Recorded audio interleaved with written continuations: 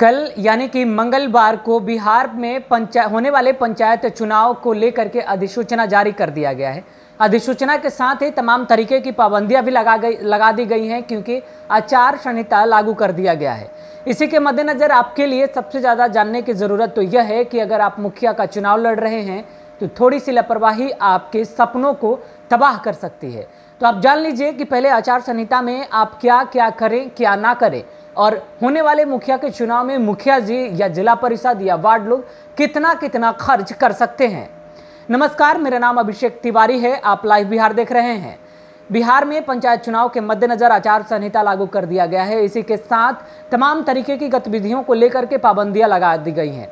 अब अधिसूचना के अनुसार ही आप अपने कार्यों को कर सकते हैं, या फिर आप मुखिया जी हैं तो आपके लिए जानना जरूरी है कि आपको कितना खर्च करना है, कितना जिला परिषद को खर्च करना है, कितना वार्ड को, कितना वार्ड पार्षद समितियों को, यानी तमाम पदों 6 पदों पर जो चुनाव होने हैं उनके लिए कितनी की राशि अलॉट की गई है। साथ ही साथ आप जान लीजिए कि बिहार में होने वाले पंचायत चुनाव के मद्देनजर अगर किसी भी राजनीतिक पार्टियों का झंडा लेकर आप प्रचार प्रसार करते हैं या फिर किसी भी राजनेताओं के साथ आप जनसभा को संबोधित करते हैं तो इन तमाम गतिविधियों पर रोक लगा दिया गया है।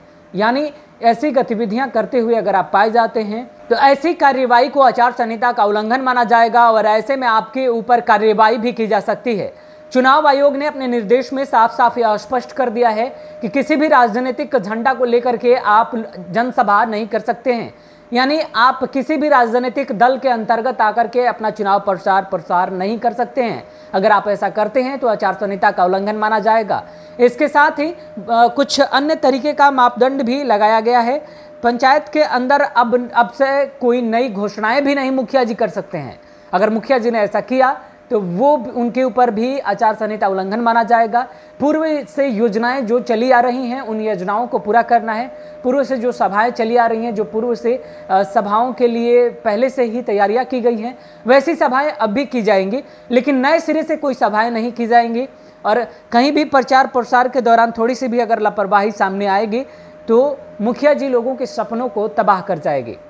चलिए इसी के साथ जरा जान लेते हैं कि आखिरकार पंचायत चुनाव के मद्देनज़र एक उम्मीदवार कितना खर्च कर सकता है। यानी पंचायत चुनाव में पैसों के नाजायज इस्तेमाल को रोकने के लिए चुनाव आयोग के द्वारा जारी अधिसूचना में खास ख्याल रखा गया है। चुनाव आयोग ने सख्ती के साथ इस नियम को लागू किया है और चुनाव आयोग का परसेप्शन यह है कि चुनाव आयोग यह चाहता है कि फिजूल जो खर्चे हैं उस पर रोक लगाया जाए। साथ ही साथ जो गलत तरीके की कार्य हैं उसको लेकर के भी सख्ती बरती जाए। तो देखिए किस प्रकार से कुल 6 पदों के लिए निर्वाचन आयोग ने खर्च सीमा का ब्यौरा जारी किया है। उम्मीदवारों को इसी सीमा के भीतर अब खर्च करना होगा। जिला परिषद का चुनाव लड़ने वाले उम्मीदवारों को अधिकतम 1 लाख रुपए की राशि खर्च करने की छूट दी गई है। वहीं मुखिया और सरपंच के उम्मीदवारों को 40,000 रुपये वो खर्च कर सकते हैं। पंचायत समिति के उम्मीदवारों को 30,000 रुपये, ग्राम पंचायत सदस्य और पंच के उम्मीदवारों को 20,000 रुपये खर्च करने की छूट दी गई है। तय सीमा से ज़्यादा खर्च साबित होने पर इनके ऊपर गाज भी गिर सकती है। आचार संहिता लगने के बाद उम्मीदवारों को कई बातों का अब ख्याल रखना होगा, ध्यान देना होगा, वरना सारी मेहनत बेकार हो जाएगी। प्रचार प्रसार के दौरान जुलूस निकालने के लिए जगह, समय और लोगों की स्थिति की जानकारी पहले से पुलिस अधिकारियों को देनी होगी। इसके लिए पहले से लिखित अनुमति लेना जरूरी है। जुलूस या प्रचार के लिए निकलने से पहले जिस रास्ते से मोहल्ले से होकर गुजरेंगे वहां लागू निषेधात्मक निर्देश का पालन करना होगा।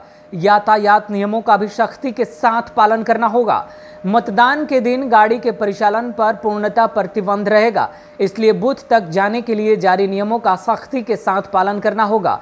तो इन तमाम निर्देशों के साथ अब होने वाले पंचायत चुनाव के मद्देनजर आचार संहिता को लागू कर दिया गया है और मंगलवार को राज्य निर्वाचन आयोग की तरफ से अधिसूचना भी इसको लेकर के जारी कर दिया गया है। तो फिलहाल आप इन तमाम शर्तों के साथ बिहार में पंचायत चुनाव लड़ सकते हैं।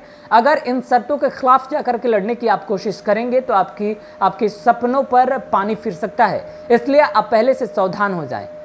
फिलहाल इस खबर में इतना ही। चुनाव से जुड़ी हर एक अपडेट हम आप तक लेकर पहुंचते रहेंगे।